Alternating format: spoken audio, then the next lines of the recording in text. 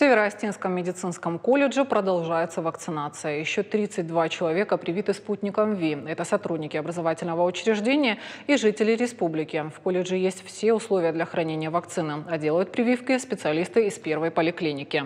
Специалисты уверены, важно сделать прививку для собственной безопасности. Пункт открыт для всех жителей республики. Я в том возрасте, когда врачи говорят, что это возраст критический, так сказать, в отношении пандемии этого вируса. Мне далеко за 65. Пришел я сюда для того, чтобы привиться.